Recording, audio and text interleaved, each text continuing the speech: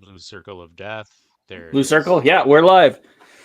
So, everyone, you may have heard of the song Scotty Doesn't Know, but today we're going to talk about Fort Scott Munitions, so Scotty does know. Scotty don't. But some of these bullets, as you saw, have an incendiary device on the tip of it, which is a heat-seeking device. What you just said is one of the most insanely idiotic things I have ever heard. Everyone in this room is now dumber for having listened to it. Welcome to your weekly dose of BS, the Holistically Speaking podcast.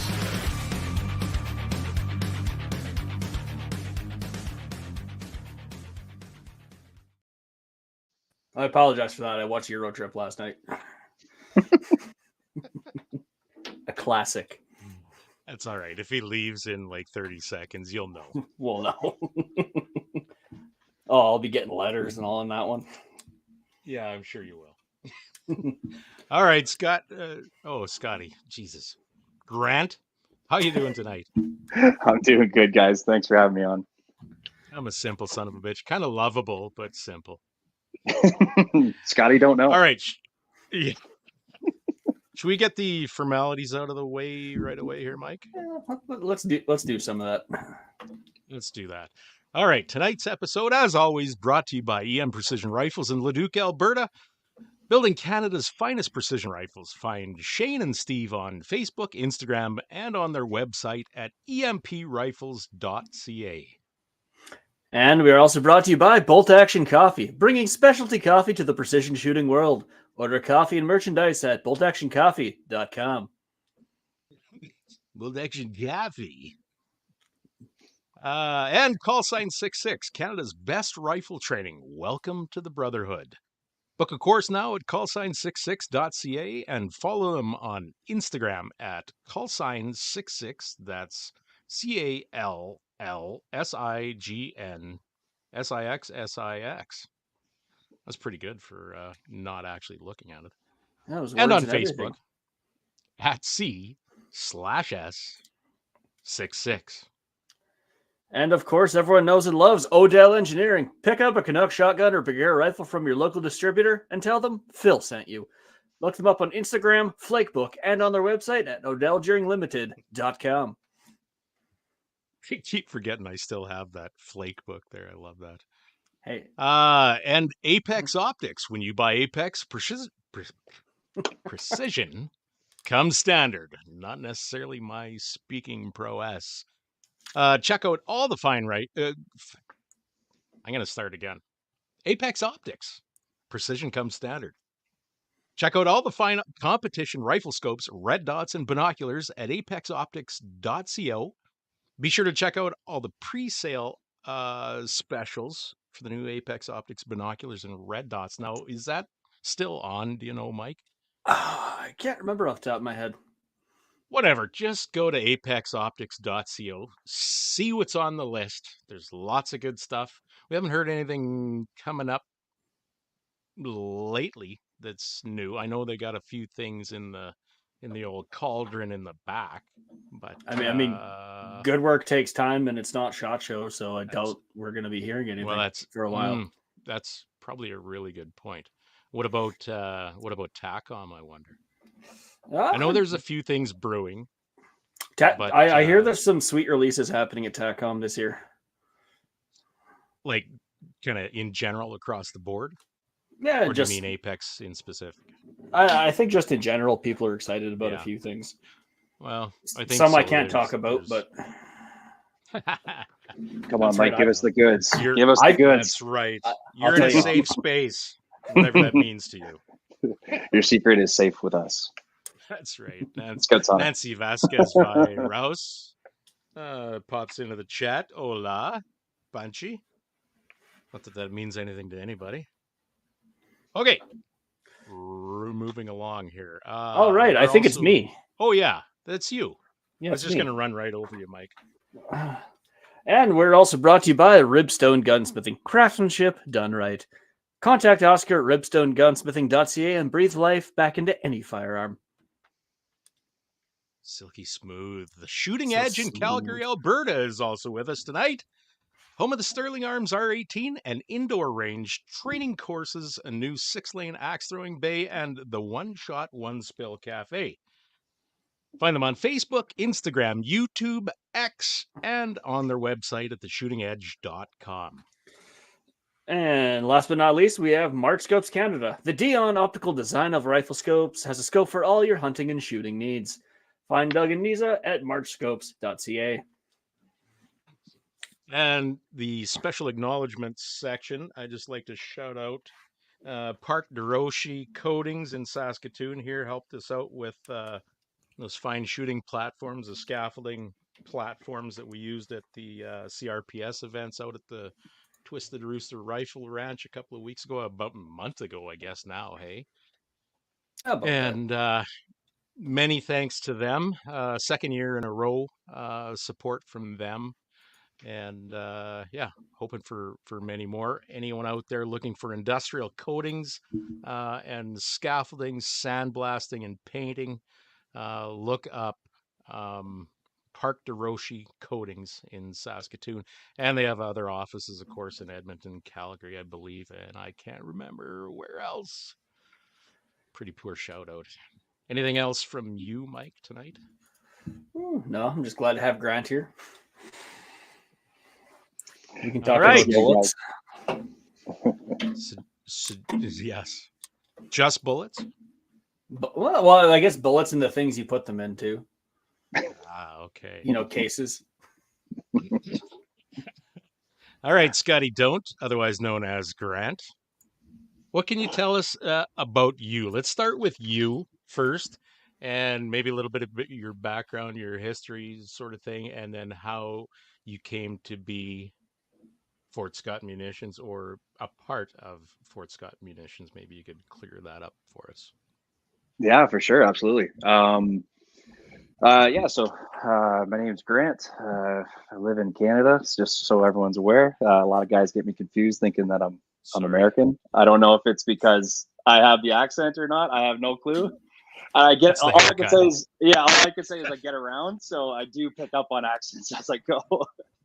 But I'm a full-time law enforcement officer in the corrections center here in Toronto, and I've been there for just about 11 years now, and I kind of have always been in the gun space since I was maybe 4 or 5 years old. I've been hunting with my dad up in Muskoka. That's about 2 or 3 hours north of Toronto. I say 2 or 3, just depending on traffic. It's right along Georgian Bay. And I've been kind of a country boy, turned to city, and back to slowly getting back into my roots and getting into country again. Just an old. Well, we won't hold. How does that song go?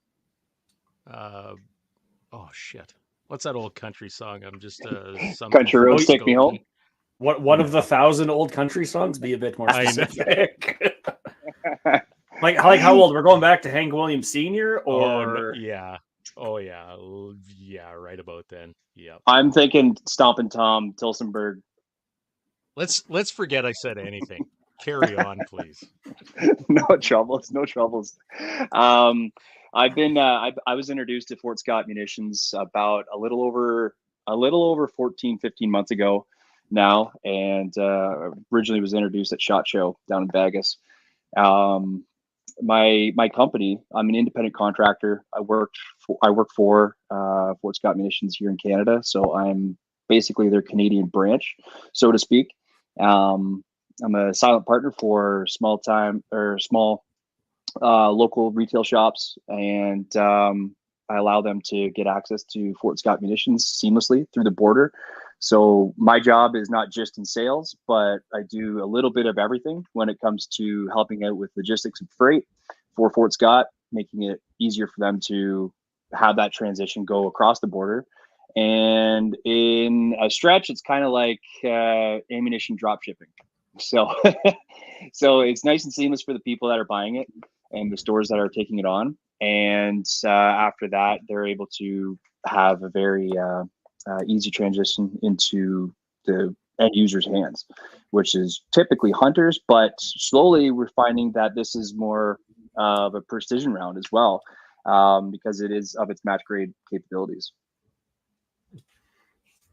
Very interesting. Proud to be an Oka from Muskoka. That's what I was thinking. That's the Proud to one. be an Okie Okie from from Muskokie. Yeah. Buck God, Owens, I I'm a believe. simple fucker. Really? I think it's Buck Owens. So, once again, I'm a little bit ashamed of myself. How have I never heard of you before? Now, considering I'm not much of a factory ammunition guy, or factory-ish, I've looked for components for the last 28 years. Very rarely buy factory loaded ammunition. Are you guys not like, I don't see you on like Canadian Gun Nuts or Guns of Canada, Gun Owners of Canada, or anything like that? No, that's a good question. We've I never decided thought to about go myself. with no, no. I've had a chance to chat with all the executives at Fort Scott, and everyone's in agreement to have this be a very organic and slow transition into the country to see how it's going to fare within the different shooting communities, and then allow it to grow naturally. Versus just saturating the market with something that people don't know, they have no idea, they've never heard of the name before. So just a little bit about like Fort Scott Munitions itself. They're solid spun copper rounds or solid spun brass, depending on the caliber, but I'll get into that later. But the bread and butter is, the projectiles itself. Extremely aerodynamic. On the Twitterverse, it's kind of dubbed as the pointy round. And if you've had a chance to take a look at the ammo itself, or actually even feel it, it is extremely pointy. But it's a solid copper round. It's monolithic. There's nothing on the inside. It's CNC lathed, so very, very consistent ammo. And it's starting to make some big waves in the Southern Ontario market. And I'm proud to say that we're just starting to get into the north as well. And I've had a chance to come out to Calgary just a few weeks ago with the Apex Optics Rocky Mountain Challenge and introduced it to some guys out that way. There are some shops that are extremely interested in getting into this, not only because of the actual ammo itself, but also the delivery of how it's going to be brought to their shop too, where it's very consistent. It's direct from the manufacturer themselves, and it's very easy to just get it on their shelves and learn about it, and then being able to kind of transition that, or at least give the good word to their customers, and then allow them to try something new. Very interesting. I'm just going through your stuff now. Huh. It's because reloaders will never want something new and exciting to try. That's completely out of their wheelhouse. No. Not until you break one of those boxes open. But I've had a ton of trappers and a ton of reloaders in like even Hamilton and outside of Toronto, where I've been at shows or at gun clubs where I'm showcasing it. And just when they're feeling the ammo itself, they're like, what the heck is this? Like, this is neat. I'd be interested to try it. And there's nothing wrong with that. I have no problem with someone saying like, hey, this isn't for me. No problem. Hey, every gun kind of takes its own thing. But realistically, it's just about somebody brings something to the hunt camp, and then all of a sudden everyone's like, ooh, what's that? Like, I think back to when I was probably in my college era. So I'd say like 14 years ago, when one of my buddies brought a Yeti cooler in for the first time. I got my eyes on that, and I was like, oh my gosh, like, what is this? The most heaviest cooler in the world, holds ice forever. Yeah. And next thing you know, like 4 or 5 years later, everyone in the camp's got a Yeti. Yeah, no doubt. Yeah. So a couple of observations right off the bat. First of all, you don't have a 257 offering. It's going to take a while for you to win back my friendship. Did you have one in the first place? I can't remember. Anyway, it's brewing. Moving on. You're 338. I'm just looking at that. You're 285. Um, there's some of us that participate in ELR, King of 2 Miles here, and I mean, there's various projectiles that we use. Jens and I are still stubbornly stuck on our 33XCs running 300 grain burgers. Pretty much everybody else has gone to 375 enabler, running 400s, or there's other lathe turned projectiles, and I think pretty much everybody's gone to that except for us. Um, I noticed. Okay, so tell me about this 285. First of all, is it uh, you have it labeled as a tumble upon impact? So is it geared more toward hunting than target? And I notice you don't have a BC listed of that bullet. Yeah, no, that's a good question. What we found is that a lot of so on the box itself, in the factory loaded ammo, it would be in 8.6 blackout. It's a relatively new round that Fort Scott has come I out gotcha. with. And so there is still some ballistics that they're running on it. There's still a lot of info to be found out. It is a it's a sub speed ammo, so it's going to be traveling pretty heavy for not a very far distance. That being said, with the Listen, 338, I thought we could be friends, but carry on, I guess. that being said, it's not that it's, I mean, true reloaders obviously know that they're going to be either spicing up the round to how their preferences are based on their gun and their setups. So realistically, we don't put the velocities or the BC on the box because we know the reloaders that are true to themselves. They know that they're going to be doing their own thing and finding their own chronos and their own scientific methods, so to speak.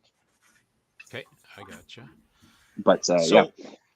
is it reasonably safe to assume that most of your stuff right now is geared toward hunting then, and general upset, I guess, of bullets, not necessarily long range target precision type stuff? It's actually probably considered one of the only hybrid rounds that are out there that you're legal to hunt with in every province that I've spoken to so far, with different Okay.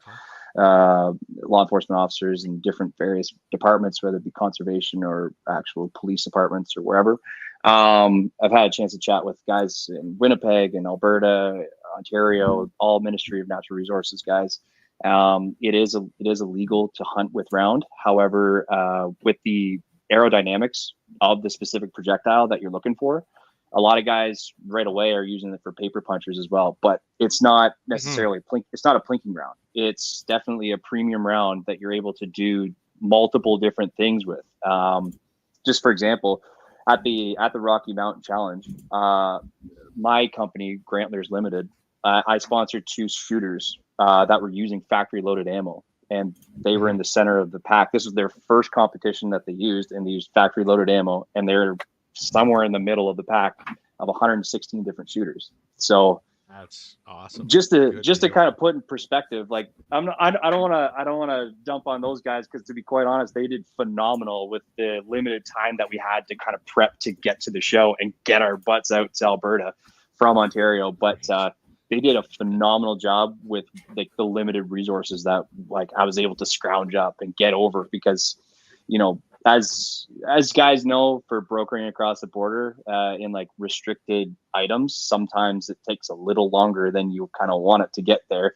And but we were able to get it over seamlessly and within a week's notice, basically, of the actual competition. And they did phenomenal. No kidding. I did terrible, awesome. And I was running federal gold medal match. Maybe that's I might have to switch. Give it a try at least. Oh, I'll try anything after a performance like that.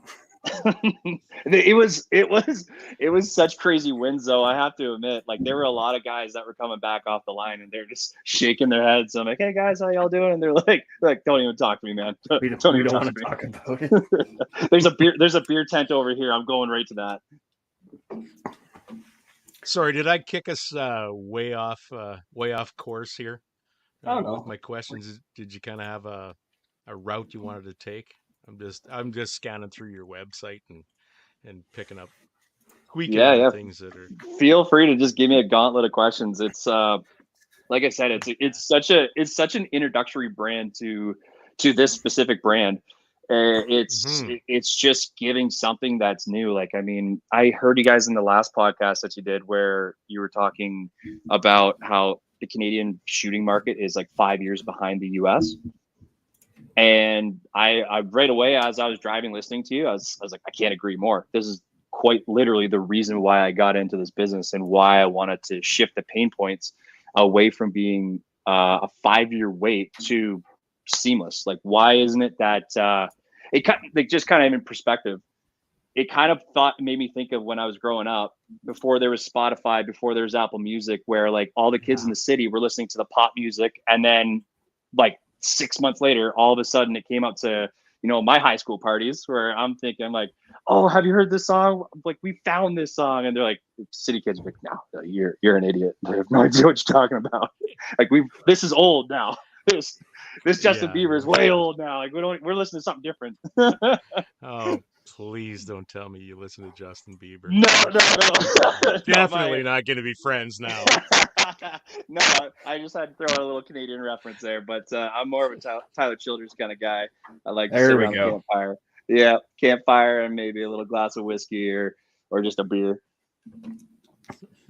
Well, to add When on did you your guys comment there, it's go not ahead? that we're 5 years behind. It's that we're 5 years behind and we communicate with the telegraph, it seems, most of the time. Yeah, Mhm. it's so true. Yeah, That's so that's true. yeah, But I for mean, sure. think of it. Like, we don't have half the products that are on the shelves in the States. Why is that? That doesn't, like, anyone that's been down to either SHOT Show or even any gun show at all, or just even you go down to Walmart and you can see different brands that are on the shelves, Oh different sub yeah. brands that are a part of like Federal. Like, why don't we have certain Federal lines? Why don't we have certain Remington lines? This, for me, Yeah. as a consumer as well, at the end of the day, I'm like, this doesn't make any sense to me. And why is it right along hunting season, say September until November? You go into a Bass Pro, which is the mecca for all hunting stuff, and they're giving a 2 box limit for any random customer. That, I'm like, Oh yeah. this is insane. So this is going to help give a competitive edge to retail, like smaller retail shops that are going to be able to start competing again. And then also, Hmm. because it's not changing so many different intermediary hands, it's going directly to them. They're able to add more to their bottom line. And Right. some guys have found this has been phenomenal for them. And some guys are just trying to figure out what exactly they want to get into. So Hmm. here in Ontario, there's currently 6 shops that are carrying it, and they do ship uh, countrywide. So anything that they have in stock, you're getting it essentially from me to them, and then on to you. So you must have gained a lot of insight then, once you started started seeing the difficulties with getting stuff into Canada, with a lot of things that I've noticed being in construction and that getting stuff up from the States, just shipping alone, and then if you got to go through border security, uh, uh, it's man, it becomes I've talked to numerous people in the States where I want a product of theirs, um, but they just will not send to Canada because by the time people get it here, it's twice the damn cost. Yeah. Um, how the how the hell do you get around that? How do you make that less painful? I guess if that's even possible. And what do you what do you see as the problem? Like the shipping up here, I for a free trade fucking arrangement. Yeah. Thank you, Christian Freeland. Yeah, fucking tard. Um, it seems to me that it shouldn't be that way. I totally agree. And this is exactly like okay, I'll say this. I have to give some major credit to Fort Scott, to the executive team that's there, Robbie, Preston, Their marketing guys as well, including Gage. Those guys have been absolutely phenomenal in terms of communication and making sure that this is a transparent thing. I told him right off the hop, I said, this isn't going to be without some hiccups, off the hop. We're going to see how this goes. I'm not going to lie. It's actually been extremely seamless. This has been very easy to do because of the fact that I'm so passionate to making sure that this is going to be done correctly. And because of the fact that it's going to be me, hands on deck, where I'm the one that's making sure that all the T's are crossed and all the I's are dotted. And don't get me wrong, it hasn't been without its own hiccups for sure. But I've learned off that, and I made sure that it's going to be even easier the next time around. So, like I said, like it's got to make sense for both users. It's got to make sense for the guys that are making it. And it's got to make sense for the guys that are selling it. So it's I want to make sure that they have the utmost amounts of assistance in making sure that they're able to like actually educate about this stuff and then be able to pass it on and say, I can comfortably say that this is on our shelf and it's going to stay on our shelf because, well, hopefully it does sell, but I mean, it's not going to be just a forgotten brand. And that's my main mission. Okay. So, do I understand it correctly then that you're basically the importer for Fort Scott Munitions, which are American? Yeah, that's right. Is that the correct arrangement? Okay. Yeah, absolutely. Okay. So I think of it more like on the Canadian side, I'm their silent business conduit, allowing things to just free flow and get there. You and must then work for the government because you put a pretty name on things that are so fucking simple. I don't speak French, Bravo. But that's a word. and then on the other side of things, I am a sales group, so that's what I'm able to provide. Okay, that's excellent. How long has Fort Scott Munitions been established, I guess, in the States? Since 2012.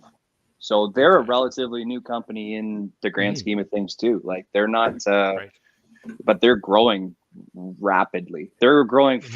I'm not even gonna lie. Like I've gone to stores to talk about this with the different managers and the owners of these different shops, and then within like these conversations, I'll say, hey, just a heads up, so and so is talking about putting this on their line. We want to do this. Can you set us up? And they're like, oh yeah, by the way, actually, can you let them know that we added 3 more calibers? I'm like, okay, all right, I got to get to work on that now too. So because I got to make sure it's completely because there is so many different agencies that look after this, like Narcan, for example, or Natural Resources Canada. They look after the explosives part of it when it's allowed for commercial use or for selling, and then they have to go through like rigorous either testing, or you have to at least prove the fact that it's got everything A to B that's going to make it legal to be sold. Okay. So is ammunition then subject to, like, how it goes with the RCMP? Anybody comes up with a new firearm in Canada, that it goes through that FRT process, or is that right, Mike? FRT process, or goes to the RCMP lab anyway? Now you just mentioned testing and that through Narcan. Does that apply to this ammunition then? Once it's let's say at least proposed for import into Canada? Yeah, absolutely. Before it can even be imported, before the Canadian market at all, whether it be civilian, commercial, whatever, even government, it has to go through its testing within the Narcan regulations alone. Now I've acted in other, like, to kind of give guidance on this with other companies before, and then that's where I kind of was able to find a way that's very easy to get what people need to get, and I was like, okay, this is what we can do. I kind of double as a bit of a paralegal. I'm not, but I've just sat there and I'll just read laws and regulations and try to make sure that makes sense, and then bring it up to actual lawyers and say, does this make sense? And they're like, yeah, it actually does. Okay, cool. Okay. We just had a question in the chat. Scotty says, I missed the first part of this, uh, but is this loaded ammo only? So I replied with its bullet components as well. And then I put up the Fort Scott Munitions website address there. Is there Yeah. somewhere else that the folks listening should go to look for your stuff? Like you mentioned, you're a little bit different. You're outside that Fort Scott Munitions. Yeah, actually, you can go on the Fort Scott website and you'll Okay, find where the dealers are located, and the ones that have it in stock are listed, and they're also in Canada as well. So it's not just I see. the states, and it's up to date. So there's currently 6 places in Ontario. I believe there is 2 that are listed in Alberta, and it's a little bit outdated. You'll have to call those shops. I don't know if they still have inventory or not. However, I know that they attempted to get into Canada with another individual. Okay. Unfortunately, he was unsuccessful in getting all the approvals done, and I was able to make sure that their entire catalog was done and made sure it was like ready to go. I'm actually, not to toot my own horn, but I'm so fast. I made sure that things were approved here before they were even approved in the States, and including 6 mil arc, which just came on the market. Actually, there's a store that's ordering it right now in Ontario, so just keep your eyes open. Is that right? Okay. Yeah, if you just go to the dealer locator, I guess, on the Fort Scott Munitions website, right? Yeah. So with Everywhere down in the States. Yeah, it's really blown up, especially with the 8.6 blackout. That's not a popular round yet, but it is hard to get in certain states. It's very difficult to get. I've been told many times over the last even 3-4 weeks by the guys. They said, they're like, yeah, hey, is anyone ordering 8.6? And I'm like, I don't even think there's a single rifle chambered here yet with that. So no. Wait 5 years. They told me, they said, well, okay, we were gonna set a little bit aside for you just to make sure it got to Canada, but like we're selling so fast, we have to keep loading this stuff. So and not to pump any type of fear or anything, but with the Trump attempt assassination that just happened, it's really influxing the market as well down south, which is again going to kind of trickle into Canada as well, and it's going to affect us in terms of ammo wise. Right. We're used to getting the scraps. Well, hopefully I can get this stuff to you quicker than just being like a trickle down effect, because the nice thing is with allowing myself to kind of act as an agent on the Canadians' behalf, I'm able to compete with all the same guys and all the big dogs in the States. So anyone that pays for it's first come, first serve. That's just how it is. Unlike like major distributors that are in the States that have government contracts, which of course it'll go to them, and then to police, and then to large box stores, and then maybe small box stores, and then other distributors, and then so you can see how many different hands it's passing. And it usually affects, unfortunately, the guy that's at the bottom end of that totem pole. And unfortunately, the Canadians have been put in that position time and time again. Yeah. Way she goes for us Canucks up here, I guess. But that's the thing, like with any sort of supplier manufacturing, do you pay attention to the poor little guy up north, or do you pay attention to where your biggest market is? It's just simple reality is all that is. Yeah. Well, the good thing about this stuff too, and then again to really give big props to Fort Scott, is that this is a relatively comparative price. If you were to look at the back of a book, that's any book that's published, and it says Canadian dollars $25 and US dollars $15. If you do pound for pound, we're within like 2 points. Like we're really close to the same price that the Americans are getting it. So people don't have to go down to the States to go find this stuff and then come back up with it. They can just buy it from their local shops where they're around. And if the shop Well, doesn't there have you it, have just it, ask folks. them. Just Yeah. call out to me. No problem. Excellent. Jonathan tell them Bergen Grant says sent they you. supply. Yeah, that's right. Heck yeah. Look at this. No. I'm working on him, though. Working on him, Jonathan. If he knows what's good for him. The 6'5", Yeah. the 6'5" Creedmoor killer. The ultra Okay. flat shooting round.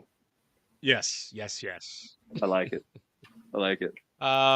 Okay, let's talk about, unless you had something else, Mike. But I'm curious about your tumble on impact round. I was just gonna say let's talk about the meat and potatoes on this, the TUI. Yeah. Oh heck Do it. yeah.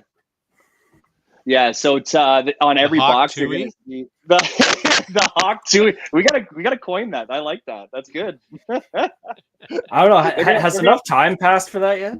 I'm gonna have to bring that up Yes. to the boys down in Kansas and say, hey, do you want to make a Hawk Tua box? No, but it's got to be Hawk Tui. Tui. That's right.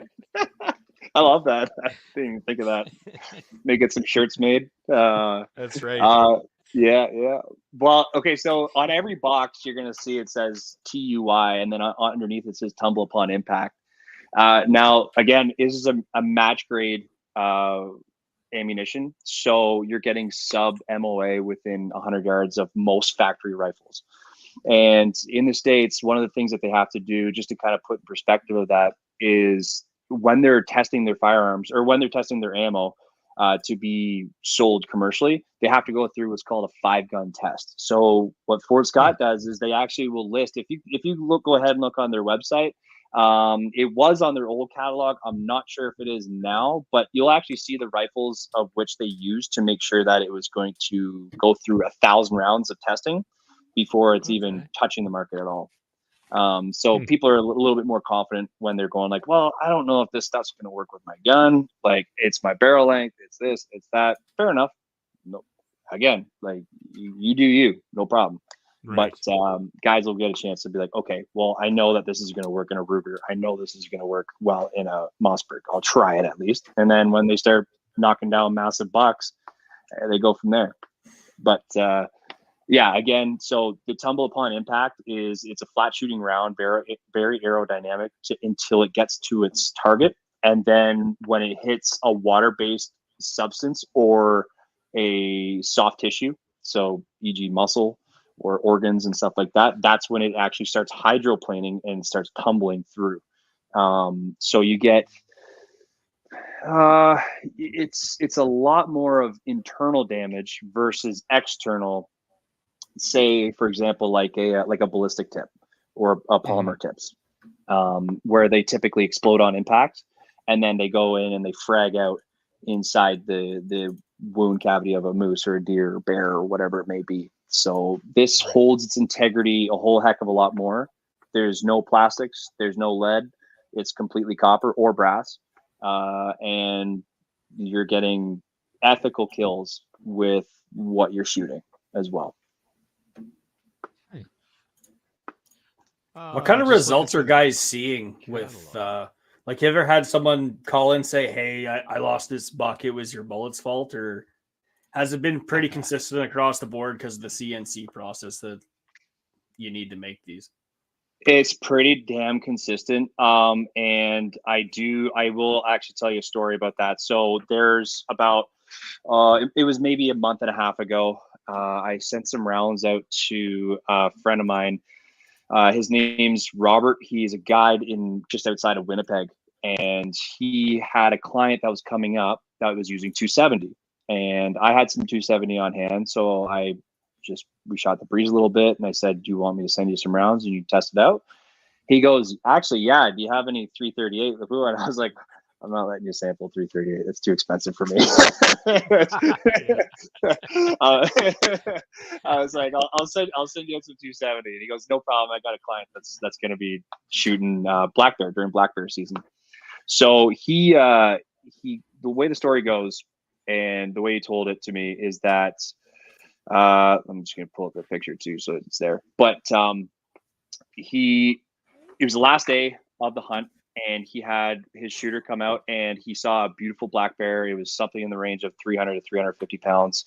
It was a large bear, and he had a shot at it. It wasn't a good shot, and he knowingly shot in the guts. Now, I don't know, it was just because he wanted that bear that badly or what. It wasn't a good place shot. That being said, Robert, right off the hop, when he saw the rounds and he saw how pointy they were, he's like, I don't know about this. This is going to pencil right through. I don't think that this is going to do what you say it's going to do. And Especially so I being said, solid construction, right? yeah. And Yeah. I was extremely confident with that, knowing because the hunting season prior in November in Ontario, my dad knocked down 2 bucks with that and dropped him like nothing. One was a gut shot, one was a shoulder shot, and he dropped him and went 30 yards later. And then that's where it stood. But the black bear, way he tells it, he says it was about 35 yards from impact, and they didn't have to chase it. It was down. It was dead. And this is the picture of it here. He sure looks dead to me. He's pretty dead. But the nice part to it too is that same hunting season, the same hunting season where I was where I had my dad out and he'd shot a couple of bucks, and my buddy shot a buck with it too, and I had a friend of mine shoot a moose with his 30-30, all using Fort Scott ammo, and I was very confident, making sure that I was like, no, it's gonna do the job. Like I guarantee it. You find something, you shoot it, and it's a good shot, like it's going down. So kind of going to what a friend of mine who I hadn't introduced the ammo to, he'd shot a buck in the guts, and he ended up chasing it for over, I think he said something like 11 hours. Like he chased it the entire night long, and it found it in a swamp, drowned. But the same thing goes to show, it's like, well, our stuff just shot a huge black bear in the guts, and it was all internal damage. So it bled out very, very quickly. So you're not getting, like, are you getting over penetration after it's tumbled through, or are you finding the bullets in the cavity itself?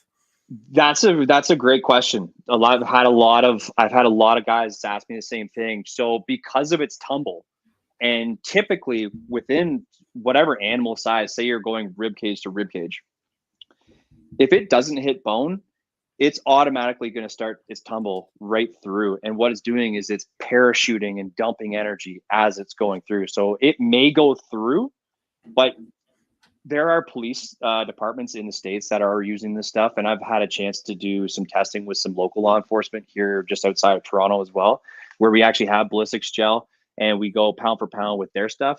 And just to your point, police departments in Ontario specifically, they have to use jacketed hollow points for their service pistols, or their 9mm or 40 or 38s or whatever they're using here, because they can't over penetrate. Now, I shot the exact same side by side with their stuff, which was a Hornady critical duty, and then there was ours, which is a tumble upon impact 9mm 115 grain, and they both went through the ballistics gel, which they're not supposed to. So the regulations state that because they don't want to over penetrate and say a crowd of people. Both did the exact same performance. We held up the shot side by side, what it did. And I implore anyone that's listening, like, go ahead and check it out. You can see different police departments testing this stuff. You'll see the amount of wound track that ours goes. It's literally like, it sounds like something like a sound wave where it's going whoop, whoop, whoop through. So it has a lot of stopping power in terms of like the defense use. And then with the Hornady, it was a nice wound track. There's no doubt about it, but it started flaking off lead. It started flaking off its ballistic tip in the middle of it as well. So for a hunting standpoint, now you have lead that's traveling through. You have fragmentations of what's going on. You're probably going to lose meat. You're probably going to have plastics in your meat. And I've had guys talk to me before about where they're like, yeah, I put stuff through my grinder and then lead pops out. And I'm like, oh, well, this we're seeing in almost our entire lineup about 90, it's averaging out to be about 97% weight retention after it hits its subject. It's really interesting. There's a couple of things I want to get into. One being the differences between the solid copper and the solid brass that you offer. Uh, as well, I'm really interested to know um, what is it that makes it start to tumble where others don't. It's going to sound so simple that it's like, why didn't anyone really think of it? I thought the exact same thing, but to be honest, and there's multiple patents on it as well, so I don't feel bad giving out the secret. But because it's so Okay. pointy, if you are traveling on the road and you start hydroplaning because your wheels are round, it's the same idea as what happens inside the body cavity. It just starts to go like this, and then the wound track starts to open and open and open all on its own. So you have a temporary wound track and a permanent wound track that's bigger than most of any other that's out there in the competition. Okay, so there's a couple things that come to mind personally when I think about bullet design. Is first of all nose geometry, I guess. Um, no, there's different ogive shapes, different nose geometries that Yep. probably come into play somewhat. And maybe you can kind of describe what you guys use for nose geometry. The other thing that I think of, especially when you say tumble, and maybe that's not maybe what you're describing is not as literal as what's going on in my head, but when I think tumble, I think ass over front kind of thing. Yeah. Is that is does it factor in when there's I guess more weight behind center of gravity than there is front of gravity, sort of thing, to kind of facilitate that tumble or upset? I don't know. Come on, man. I don't know. I don't know. I may sound, you know what? Maybe I'm assuming so. Okay. I mean, I would imagine that anything that's traveling at the force that it is, and it starts to hit that fleshy substance where you are introduced to bone, and then you are introduced to blood, and then all that different stuff that's going on inside of a body. That you could hit air pockets, you could hit more there's a lot kind of going on inside of the body cavity. But that being said, I would assume that at any point in time, that if it's going like this and then it starts to just tilt her even that little bit, it automatically wants to start diving. Yep. So, I mean, I'm not going to give you the the scientific answer to that, because I truly don't know. But all right, all I can say is I'm that okay it with that. works. It works. And so, actually, that's a good point too, is to say is that it's they call it barrier blind technology. So I don't know if this is true or not, and to be honest, I wish I did. So hopefully don't hold me to the coals if it's not. But I man. I won't believe that judge you much more than I already have. Oh, So okay, perfect. You're okay. I can't. Trust me, there's nothing that you can say to me that I haven't already said to the mirror like 3 inches from I'm it. sure you work in corrections, right? Yeah, that's right. That's what I mean. So the barrier blind technology, what it was designed for originally was for a military application to shoot through doors, windows, things like that, without any too much variables that are going on. So if you take a hollow point that's going into a window and then it starts to hit like this, it's gonna shoot off like possible inches, centimeters, whatever you're calibrating it by. And there are videos out there on the site that you can check out as well that show that exactly happening in live time. Going back to what I was saying with the barrier blind, is for a hunter, for hunting aspects of things, myself included, on Georgian Bay, where I hunt, there's a lot of tag alders, there's a lot of sticks and trees and stuff like that. Sometimes you don't get the best shot at that buck that you really, really want. And I've had a couple times my fingers on the trigger and I'm like, I can't. And you're like, and you're just doing this and you're punching air after it's gone. You're like, it's gone. But guys are going to be able to I'm not suggesting people should shoot at things that they can't see, but I am saying that you can feel more confident that if you're dogging, like where you're with a party and you have to get that quick shot off, and then that's where it is, like that's the opening that you saw, and I'm not saying that it'll buzz through sticks and trees and stuff like that very quickly before entering the body, and then it won't start its tumble until it hits that liquid. I gotcha. So naturally, my mind goes to like for comparison's sake, uh, the sort of iconic Barnes solids, right? Yeah, Barnes bullets. Now they're an open tip design. They're meant to expand.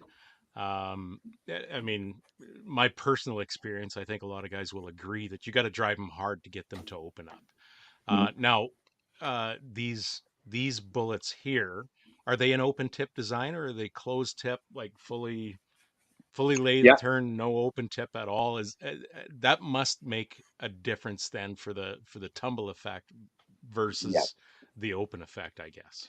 Yep, you're right. Okay. These bullets do expand, but they expand Okay. differently than say an open tip or hollow points or polymers, where they have Sure. basically a small explosion or an insert that pushes everything in to open it up quickly. Hmm. Right. It's not a split point. It's not like how they used to do it back in the Wild West, where you'd split it up and then it would shard out as fast as possible. But it does expand just a little differently. So you're gonna typically, if you're shooting at say a ballistics gel, where any YouTuber that wants to go out and just try this stuff and say what happens when I find the round. Guys are finding rounds that are like warped like this. They almost look like a banana, and then they're peeled back just a bit at the top. So you're getting a different type of expansion, and you're getting that dumping of energy. And yeah, that's where the killing comes down. So nice ethical kills. I mean, you hit a say a coyote where the bullet exits like this on its side, Hmm. you're getting a heck of a lot more killing power than ones that are just penciling through and then only opening up just a tad as it passes through. Right. Right. That's kind of interesting because I think about like I'm old enough, I guess. I remember a lot of stories from Vietnam, especially the when the M16 first got introduced or got used, I guess, in Vietnam. I remember reading articles about the Vietnamese saying that, wondering what kind of ammunition, what kind of guns the Americans were using because, they would tear limbs off simply because they were a full metal jacket bullet is what they were using, and they would start to tumble. So I imagine a solid copper design would be fairly substantially tougher than a lead core full metal jacket bullet, but same type of principle, I would imagine. Yeah, it's pretty well. You're right. It's periodically speaking, it's harder Yeah. in on the table. So going Right. back to your question about the brass versus the copper, a Hmm. lot of police departments in the United States that are using this stuff on their duty, or guys that are using it as like EDC down there. God bless the 2A, but man, we got to get Yeah. that up here. I swear. Amen. So We got to be they're annexed first. yeah, they'll use brass because it penetrates just a tad better, just a tad, not much, but Yeah. a little bit better. Again, like if you're like as a police officer, if you're shooting at a car where the threat is inside the vehicle, and you have to make sure you get those confident shots. A lot of guys don't know, like if you get live leaks where you're seeing officers literally dumping an entire magazine into a door, like anyone that's not in the community or has an idea of like Hmm. how the ballistics work behind the ammo, they're going to think, oh my god, that's overkill, that's crazy. Well, I could tell you like firsthand with the testing that I've done with even a few police departments here, some of it doesn't go through even a side door panel just because of the way that it's warped or the way that the Right. bullet, the angle of it, how it hits the door. Like you can't always get that perfect shot, but Right. in terms of the ammo, you can improve your odds that it's likely going to get through and it's actually going to be effective on the target that you want it to do. Hmm. Hmm. I think you remember when the 300 Blackout first came out, and that big bullet going so slow, and they talked about like I remember one officer that I talked to about it. I kind of scoffed at it, like what a ridiculous damn thing. And he told me, you know what, you wouldn't believe uh, how much protection even like a heavy denim jacket can afford a guy, Oh yeah. against a handgun round. So this is where they found a real purpose for a heavy, slow round that would punch through that heavy clothing, I guess, more effectively than like a 115 or a 124 9 mil round. Um, Yep. I imagine you're seeing this. Okay, so your police departments that or Fort Scott's the police departments that they supply to, what let's use 9 mil. What round are they going with? What bullet weight? Typically 115 grain TUI. Typically, that's what they're punching through Is that right? with their tests. They're usually going up against 124 or even Right. 140s grains, like Okay. say Winchester Ranger, for example. There a lot of Hmm. police departments use that, and it's not a bad round. It's a great round. Like I know Hmm. personally a few officers in the tactical team here in Toronto. That's what they're using, and Okay. like just having a chance to like see what it does between the two and the different brands. Right. It's like a starch difference. It's a huge Is difference. that right? Yeah, Huh. it's incredible to see even in just the bare naked gel itself. um I wish that was something that Canadians got more involved in, was just plinking behind their house and having fun with some ballistics gel and stuff like that. Like you can find it, or you can even make it if you want to just do Yep. some DIY stuff. But Right. yeah, put a couple of layers of clothes or denim or a hoodie. Hmm.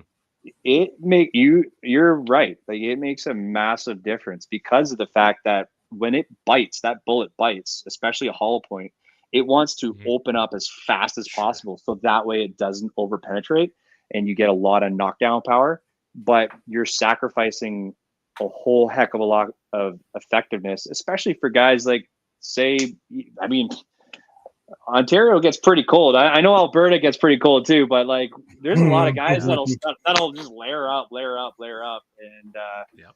they'll do it in like even like 10-degree weather, and you just see guys walking around with like huge baggy hoodies or like a lot of layers. I mean, I see it all the time in the jail. It's easier to hide a shotgun under that big jacket, I guess. Hey. For sure, or a lot of a lot of illegal stuff that comes through. It's yeah, it's usually there, easily Speaking of hidden. shotgun, uh, Yeah. do you think there is room in the Fort Scott Munitions lineup for shotgun ammo? I've Because, like, talked to the let's guys face about it, that. sure, Yeah, there's a lot of yeah. departments using shotguns for a lot of their stuff too, right? Heck yeah, I agree. I had a chance to chat with the president and the vice president of the company about it, and I was like, what are your thoughts about maybe a Sabbath slug or something? They're like, they told me, they're like, we've tried a lot of different things and we have some fun, but we're not ready to discuss what we're going to do with it just yet. And I'm like, Is that all right, right? cool. I'm like, all right, cool. Right. So But so they it's on your list. it's let's just say you're not the first person to ask, and neither Yeah, was I. I bet. But like they're opening up with a whole whack of new calibers that are coming. Mhm. At Shot Show this year, they've already discussed about a couple of different things that are up and coming, and some stuff that the public's going to be able to get their hands on real soon in terms of calibers. And yeah, like there's some like very very popular rounds that are definitely coming down the pipe. Can I make a suggestion for one? Go for it. I'd like a 6 mil Creedmoor and about a 105 to a 112 somewhere. If you could swing it, that would be great. Yeah. Fair enough. Add that to the 350 list of all the legend. 1,000 requests you get. Yeah. Oh, all the time. I go into a shop, and I've had guys tell me, they're like, "So you're making 303?" And I'm like, "Actually, that would be kind of fun." And I've chatted with them about 303, and I said, "Did you guys ever get like any requests down south?" And they're like, "Actually, we get quite a bit." I'm like, Really? like maybe let's think about it. I get there's a ton of collectors down there, right? So you're gonna get guys that have like the Yeah. infields that they'll come from Toronto Long Branch, and you'll find them all over the states. Well, not only that, but it seems like the price of 303's just gone insanely through the roof. Like it's $86 a box for like Winchester soft point. Yep. Like it's ridiculous. Yeah, actually, that's a good point to bring up too. In terms of the MSRP of a lot of these rounds, they're right in the wheelhouse. I mean, people are going to be looking online from the Fort Scott website. They're going to see in American dollars, but if you look at the shops that are holding it here in Canada, they're very, very reasonable in terms of any of the highline ammunition that anything's going for. And then there's a few calibers too that are out there, including like most notably 4570. I was just in Cabela's just 2 days ago. I took a picture of what their 4570 was going for, and there wasn't anything on the shelf that was less than $88 per box of 20. Mm-hmm. Ours is retailing for, and our MSRP is $67, and it's the only match grade that I know of that's on the market. 4570. And 20 bucks less. Yeah, well, people are going to be able to buy a 4570 again, and they're going to be able to plink with it if they want, like because they're literally spending 25% less than the next thing. Not only plink, but practice, because realistically, you're buying a 4570 because you don't want something running at you at 30 miles an hour. Yeah, that's large and hairy. Yeah, that's usually it. Yeah. And it's a lot better if you can actually practice with that firearm as opposed to, oh, this is the first time and he's getting pretty close. I should try to load this properly and hopefully don't miss. Yeah, I've talked to a moose hunter out of Elmer, which is just beside London, Ontario, and he was heading up and he asked me, he goes, do you guys got any 7mm mag? And I'm like, no, we don't. And at the time, this was back in October.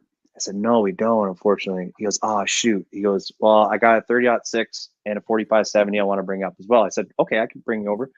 So he was a firearms instructor over there, and I had a chance to go shoot a couple with him. And he had his pump 30-06, and he was hitting the gong at 300 yards, just one after another.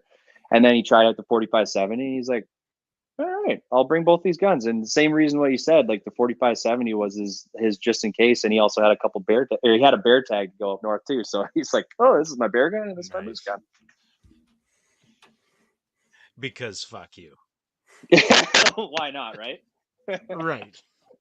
I would love to get me a revolver or something that you could stick a 4570 into. Yep. They exist. Yep. I know a guy that has one. Because like, why need risks? Oh no, Right. this dude's like you'd need 2 standard sized doors for him to walk through. He's not a small gentleman. No Reminds kidding. me of a buddy of ours that we go to his property to shoot 2 miles, and he's a big kid. I call him a kid, but he's like, I don't know, he's got to be 30 years old by now, I guess, but he's just a big human. Like he's a block. And he was telling Jens and I about his 300 mag and loading for it. And he finally found, this is quite a few years ago now, but he finally found some, what the hell were the 212 ELDXs or the 220s or something like that. Anyways, heavy damn thing, Tika T3 Light. And he said, yeah, I loaded those up. And you know what? Out of all the bullets I tried, this one feels just right. Like in a 7-pound rifle. Yeah.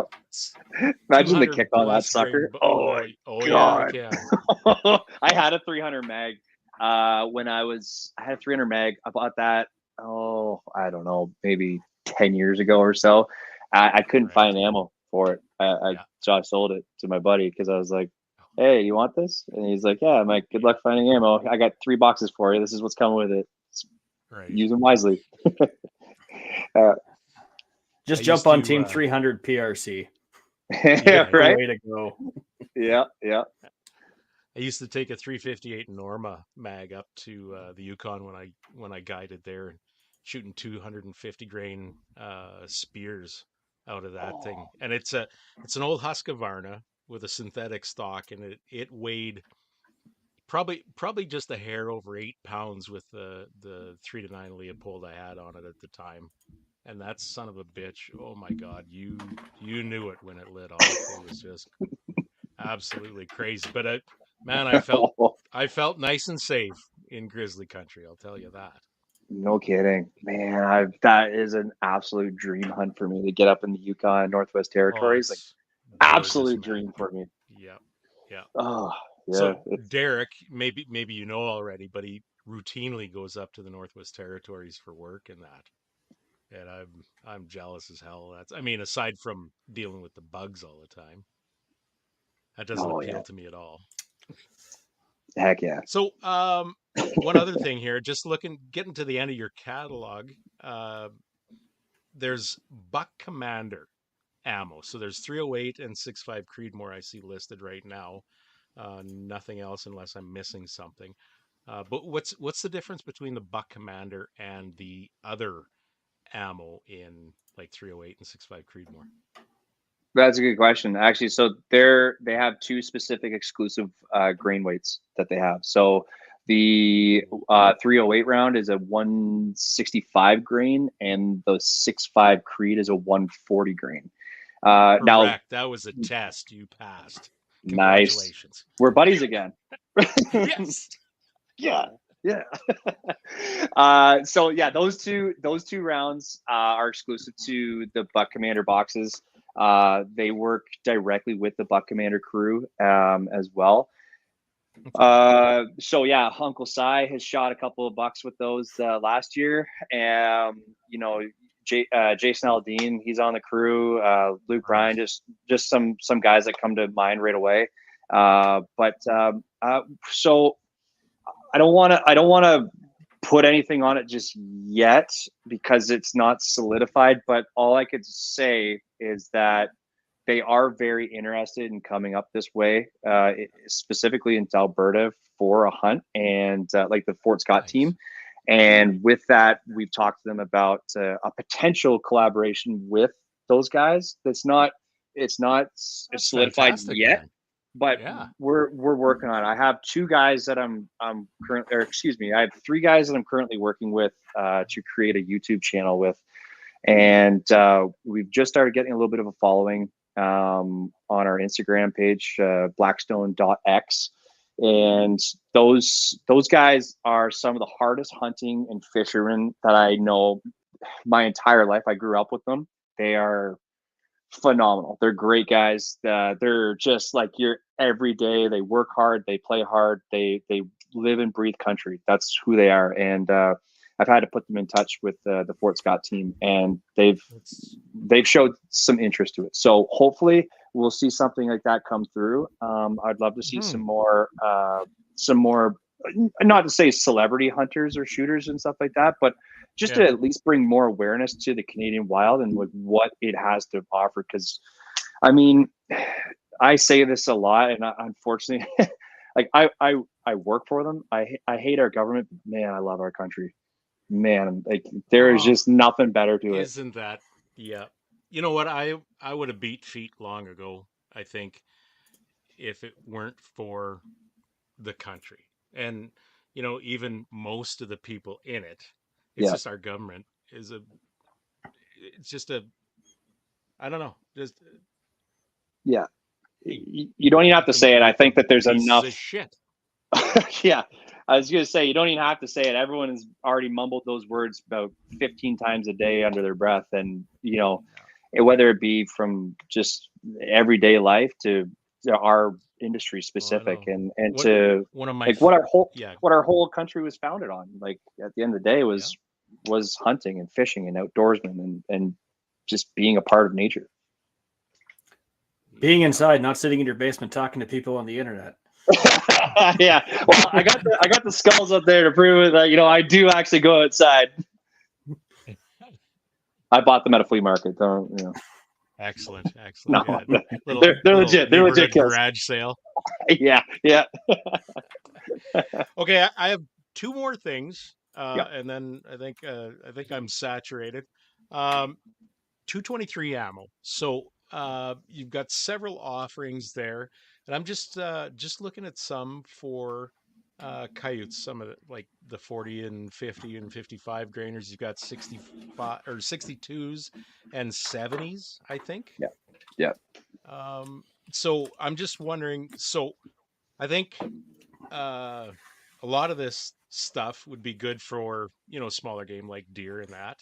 How would they do on coyotes? Do you have any kind of firsthand experience, I guess? Oh my. Okay, That's a so 50. That's a pelt 55 grain right hunters, there. is that right? That's a 55. It's on their Instagram. Check it out. It's the 55 Okay, grain 223. So if you're pelt hunting, I would suggest the 40 grain. right. But that's the tumble upon impact. Like that's the effect. Like it's not always going to come out that way, but Right. that's the damage that's going on inside the body. So Hmm. just for guys that are wondering, going like, I still don't trust it. It's only going to pencil through. It's not going to do what it says. Nah, it Right. it does it. And there's tons and tons of videos online. Like uh, Yeah. I wouldn't feel confident saying this publicly with if I wasn't certain about this and actually seeing it for Hmm. myself. With my dad and a couple buddies that have shot in some beautiful deer and animals, and they've had some Hmm. great takes, and none of them have run very far. None of them run Right. very far, so they Yeah. they Yeah. they put them down. I used to use back when I hunted coyotes like a madman. I used to use 243 all the time, and I tried all sorts, and I ended up with a 58 grain V Max and screaming, Oh uh, yeah. approaching 4,000 feet per second. And uh, I tried all sorts of other calibers as well. You had to be very selective on shots, but my favorite was a lengthwise shot. Either you hit them straight on the front or straight up the ass, which you often get once they discover you're there. But Mm. it wouldn't exit. And same thing on the side. If you get them quartered away a little bit, you aim at the opposite shoulder, you would hit that opposite shoulder and stay in. So uh, imagine it's kind of the same thing with that. And I got sick, honestly, of dealing with like 204 Ruger, and I was taking shots out to 400 meters, often on kites that would hang up and that. And you get a 39 grain Sierra out there out of a 204, and it'll hit them, no problem. But almost every coyote I ever shot with a 204 needed a second one, whereas a 243 I just did not. I never did use a 223 though. A whole lot, I guess, on coyotes. Oh yeah, yeah. There's three. So we have three caliber. There are three weights in the 243. I think there's a 58, there's a 70, and an 80. You can also Okay. get a 90 for a projectile itself. For those Hmm. that are want to get a little bit of extra, little either weight, or they want to shoot long distance and go to Sure. matches and stuff like that. Right. But going to that 223, like their 40 grain is approaching, like they're averaging out at around 3,800 feet per second. Holy smoke! Yeah, that's what it's saying on your website there. Yeah. Yeah, I mean, that's what they average out with the 24 barrel, Right. 24-inch barrel. Yeah. Just to kind of go into what they were using for their 5 gun, they used a Remington 700, a Ruger American, an AR-15, a Daniel Defense AR-15, a Bushmaster AR-15. So they had a little bit of kind of everything that they've shot with, and this is what they're averaging out. So Okay. it definitely, you're like you said, it screams out that barrel. It's hot, and Yeah. I personally don't shoot a 223 myself, Hmm. but the guys that have had a chance to shoot it, they've actually noticed that there's a little bit lighter of a recoil to it, which is kind of funny to me. And the only thing I can really chalk it up to is that the bullet is inside the grooves as it's seated in. So you're getting that automatic push in twist versus pushing then twisting. So people are getting better accuracy out of it, and they're also getting a little less on the recoil.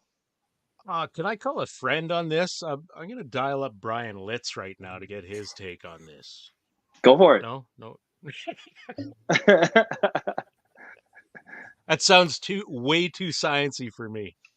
I don't know. That's just what I had found. Whether it be on Reddit, Twitter, people talking about it. My dad, who's Yeah. to be quite honest, the biggest know-it-all I know, but he actually does know a lot of shit, so I can't knock him for it. He's knocked me down too many times with like knowledge. I'm like, all right, Dad, I'm an idiot. You're smart. Well, You're the smartest person in the world. I'm dumb. Right. Yes, Dad. Yeah. I still want to Yeah. be in your will, is what that amounts to. Yeah. Usually ends up still with a sandal across my head anyway. Right. So, okay, one small detour before I get to my final question. Sorry, Mike, I'm kind of hogging things. Twist rates with your with the Fort Scott bullets. Are you aware of any testing that was done? Anything they found? Benefit of a faster twist versus a slower twist. Anything of that sort? Specifically with the 223 or in Well, anything? any of them really. Like, Yeah. it's kind of Sorry. Go ahead.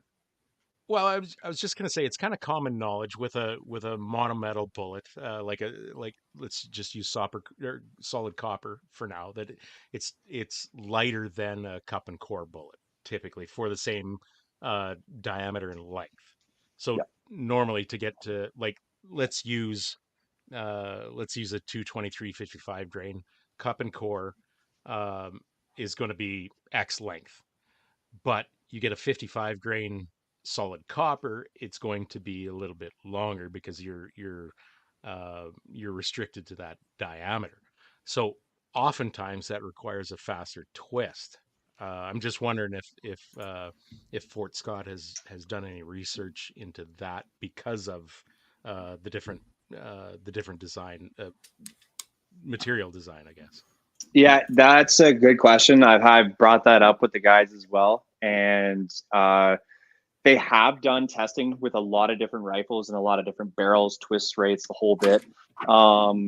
To be honest, it kind of comes down to preference of the shooter of what they want. Like I've had buddies that have the 6.5 Creed, they use the Buck Commander 140s, and for whatever reason, it's not shooting well out their short barrels. They're like, "Oh, this doesn't make sense." I said, "Well, try the 130s," and they're 123s. The 130s were bang on, and to be honest, the same guy that I'm telling the story about is one of the shooters that was at the Apex Rocky Mountain Challenge. So Okay. he specifically wanted to use the 140s. He tried it out, and he's like, "I'm all over the page. I'm all over. I can't figure out Right. why this is." So he put in his other bullets, and they were working fine. His 140s. I think it was Hornady LED X or something. I think they seem to have been working just fine for him. I said, "Well, Okay. why don't you try the 130s?" And he goes, "Oh, yep, that." He goes, "My group's back to exactly where I want it." I was like, I'm like, "Oh, that's weird. I didn't think about that."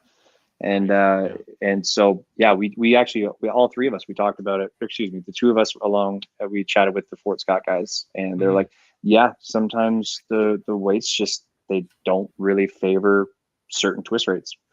It's just Right. It is a one little of bit those things. interesting how some of the designs act a little bit differently. Yeah. And it's kind of funny. Again, I'm dating myself, but well, maybe not so much, but people still talk about overspinning a bullet, and I don't know that that's so true anymore. Maybe with some of the older, more frangible design, like the thinner jacketed cup and core bullets, you can overspin a lighter bullet. You want to tune your twist rate. Like you take a 22-250 for instance. I think typical twist rate on a 22-250 was a 12 or maybe a 14 back in the day or something like that, because it was going quite fast. And guys they like to use 40 grain bullets or 50 grain bullets to get that speed. But if you over twisted a light bullet with some of the some of the early designs back in the 60s or whatever, 70s, that they would just blow up, but it's not going to be the case with a solid copper design or solid brass design either. So I know when we were down at SHOT Show this year, we're talking to the guys. Oh crap, I can't remember the company they were with, but they had 8.6 blackout and they were doing a bunch of testing, and I think it's pretty common to have a 1 in 3 twist on those 8.6 blackouts, Yeah, and they were that's pretty actually common. experimenting. Yeah, they were actually experimenting with a 1 in 1 twist. Yeah, Imagine imagine. Can you imagine how fast that's spinning in the air? Like it's the cortex is just going to do this. 800,000 RPM. Yeah, It's going to do this coming out your barrel. It's right, you're going to be sighting your rifle super far to the left, going like, I right. hope hopefully I hit this target. Spin drift at 300 yards is like 6 feet. Yeah, so Grand Thumb has tested it, Oh yeah. specifically the Fort Scott stuff. I think they also tested Gorilla, and I want to say something else. I just can't remember what it was. Okay. They tested it all in ballistic gel packs, and they wanted to see how it fared, kind of overall. Right. And what they were saying in it was, they said it's got such a twist rate on it. It's almost as if it just burns through it all. But then they had like a Yeah. hyperspeed camera, and you could see what's kind of going on between the different rounds. And right away, Right. they were like, they're like, Grand Thumb's their thoughts on it was, they're like, Fort Scott's got an extremely notable feature of that tumble, and you could see it in its own flight path. So, like, anyone that That's wants to check that out, interesting, man. you'll check that out for sure. But Right. for like a subsonic round, it's got such a strange application. Huh. I can't tell you why or who decided that Yeah. was a great idea, but obviously they wanted to punch through a couple of walls before they hit something. So they Right. did it. I don't know. They did it. I think I gotta I make the 8.6 rooster next. Yeah. What were you gonna I say? think it was Mike? Era Precision that was you were talking with last year at that SHOT Show, because they had that tiny little like 9-inch barrel or something crazy. Yeah. It's so cool. I think it was It's Era so Precision really Salt cool. in the Solace chassis, if I'm remembering correctly. Oh, maybe. Yeah. I want to see people make a little backpack gun that's an 8.6. That'd be the best moose gun for like up in the northern Ontario. That would be awesome. I agree. We're we've thrown around the idea on this podcast. It's going back a couple of months now, but truck guns, like a truck gun shootout.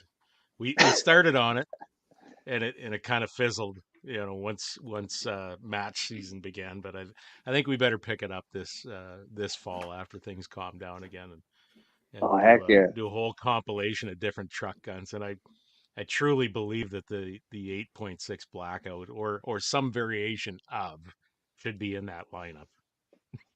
Oh, 100%. I still think 300 Blackout's going to win it, but I'm biased. Do you think so? Do you have one? Do you have one No. available to you? Derek God has damn, one. Then it's not going to win, is it? Oh no, Derek's got one. Based on what we've said so far, I think it's got a very high fighting chance of winning. Cool. I think you're right, man. Absolutely. It's a slept-on Okay, caliber last in question. Canada. Yeah. Yeah. Last one from me, and Okay. I'll shut up. It seems I'm taking Chris's position tonight. So competition for, and it seems to me like you guys are specializing in a way. One other company that comes to mind that specializes in certain ways, and is also, I think, fairly prevalent, is Black Hills Ammunition. Now, I'm just wondering, does Fort Scott look at Black Hills as a competitor, and how do I say it? Not try and keep up with them, but innovate like Black Hills has been, at least lately? That's a good question. I can't speak for Fort Scott on Okay. that. I simply just don't know. Yeah. And I'm not overly familiar with the Black Hills ammunition itself, like for even for personal use. Right. I haven't had a chance to give it a good go over. It's Right. something that I would love to get into. Unfortunately, I can't speak on it. I don't know. It's okay. Like I just think about some of these how do you say special designed bullets. We ran into Black Hills the last couple of years down at SHOT Show. Mhm. A good bunch of people from what we can tell, and we talked to them quite a bit about their personal defense stuff. And what the heck do they call it? Something like a wasp or a honeybee round or something like that. And they've got a whole lineup of pistol calibers with a special bullet design. And I'm certain it was uh, at least centered around a solid copper design as well. Mean looking thing. But some of these innovations coming out for like you were alluding to earlier about law enforcement and that, and trying to control penetration at X distance kind of thing, because you don't want Yeah. shoot throughs to hit bystanders and all that kind of stuff. Yet you want some effectiveness on that dumped into that target, right? Yeah. So it's just kind of a neat set of things I think that's happening with ammunition, at least down in the States. I don't know Right. how much of it is going to come here, but Hopefully some new innovations are going to start trickling up here. I would love to see mhm, it myself, just to kind of see a wide perspective of it. Um, right. for me, and to be able to represent with Fort Scott, I personally don't see those guys as a competition, so to speak. I Hmm. think anything out there is definitely going to be healthy for the market to be able to allow people to decide what they want. And that's Agreed. been the Yep. biggest challenge for Canadians, is not having the plethora of opportunities the way that the Americans do when it comes to chambered firearms, when it comes to different makes of firearms, and then you go down to ammunitions and all the different things that they are currently operating with for Right. everyday carry or their duty carries or their hunting. Uh, it's it's just such a shame that we haven't had the opportunities to at least try them out and say, oh, this one works for Yeah. me, this one doesn't. Everyone Right. seems to be stuck. I compare it, to be honest, I compare it to like anytime I go into a shop that people have never heard this stuff before, they go, what the heck is Fort Scott Munitions? And I'm like, Right. think of it like beer brands. Everyone knows their Bud Lights, Coors Lights, Millers, da da da da da da, Heineken's, Right. whatever. Right. Everyone has their own thing. There's the old guys that go into the bar and they go, give me a Coors. That's the only thing I'm drinking. That's the only thing I've ever drank.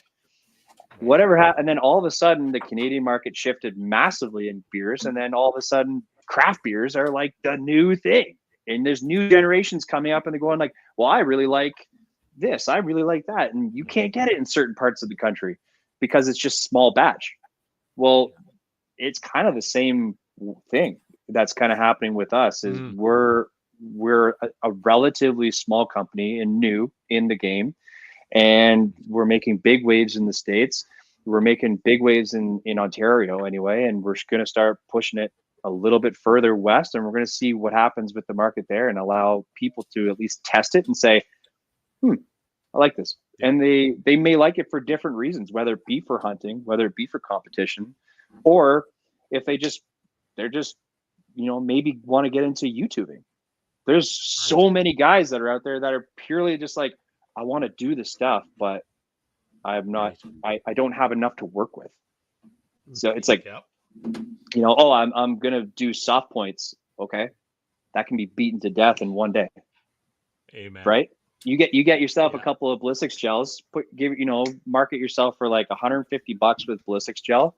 Get yourself Hmm. $200 in ammo of different varieties and just go shoot. Just Right. for me, I always implore for kids to go like, hey, go outside, learn how to operate a firearm, respect the firearm, and enjoy it with your friends. Because once, if the government had their way, this sport would be dead long ago.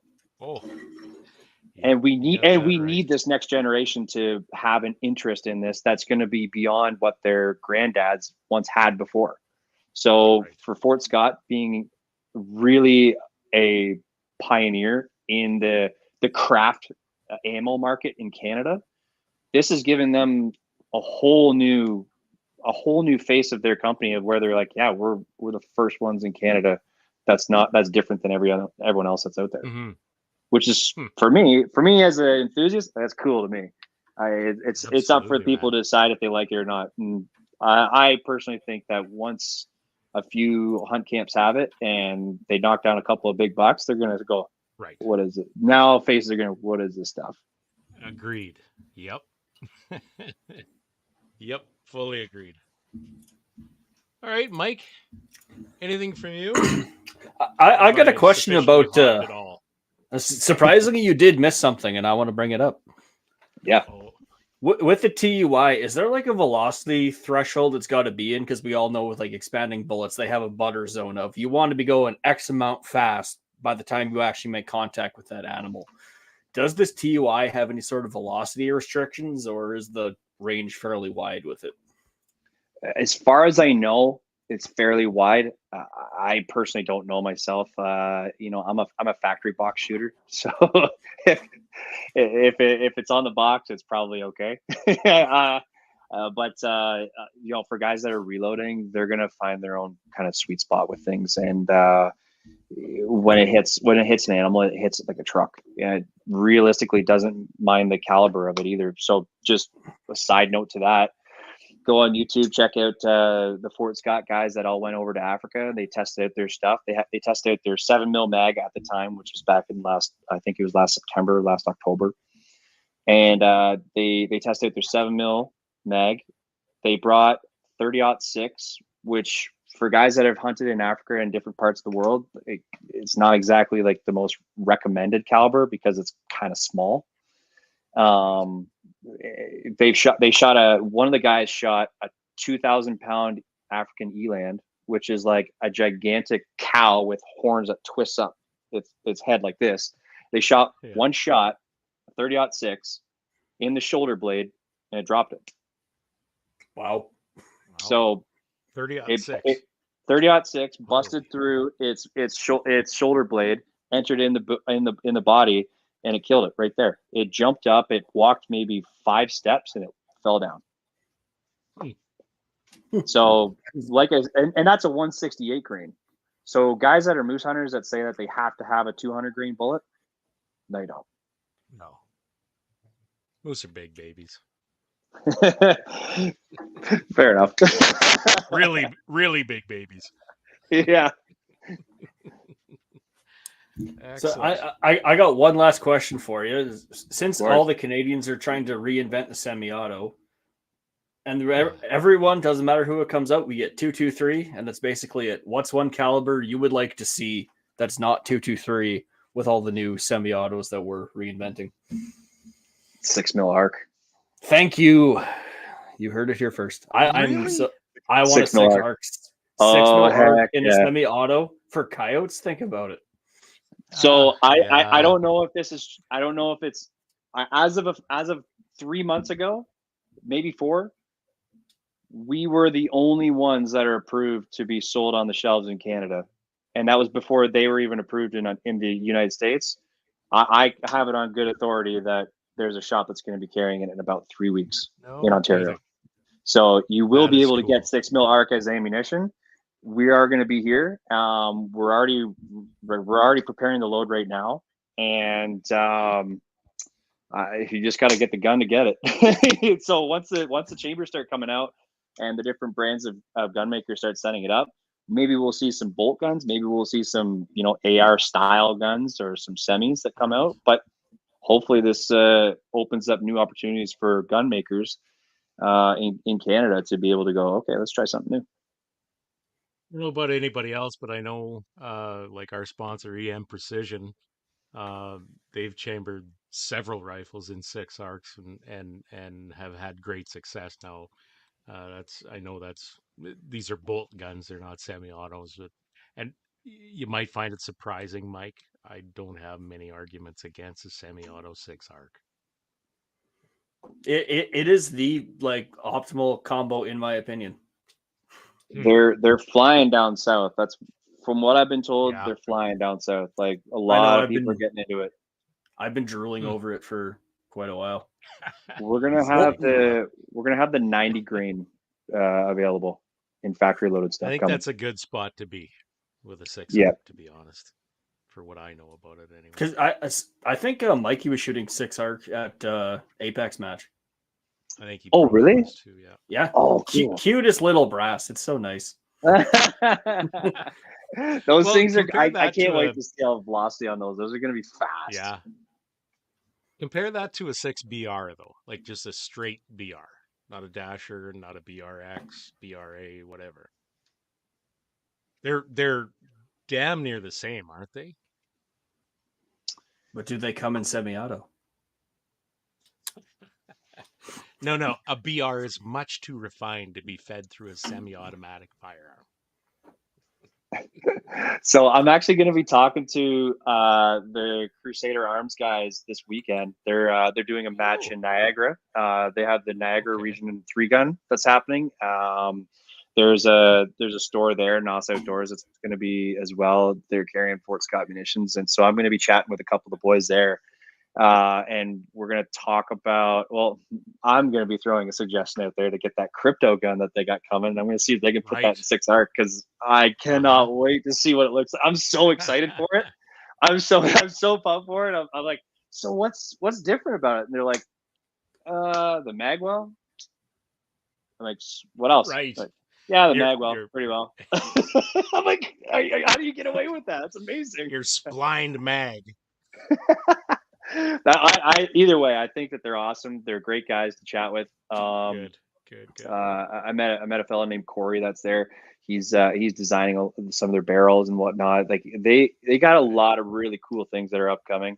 And for me, as a small town Canadian boy, like I just excited to see Canadians getting into manufacturing things, seeing what they can do, changing up the game with the rules that are bestowed upon us at the moment, and they're doing a hell of a job. So yeah, big shout out to them. Yeah, wish them luck for sure. We need much more of that. And we need more 6-arc. Yeah, for sure. We're gonna make that Canada's caliber 6-arc. Actually, that'd be cool. I would like There's that. no 30. There's no 303 left. We need to bring up something new. Right. For sure. All right. For Any sure. last words before we cut this guy off? No, let's let him plug himself, where everyone can find him, all that fun stuff. You betcha. Yep. Hit us, Grant.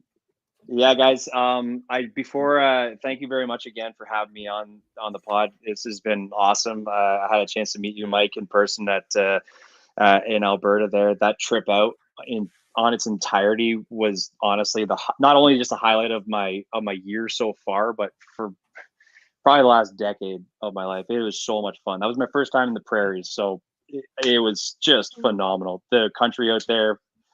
I see why guys from Ontario go out there and don't come back.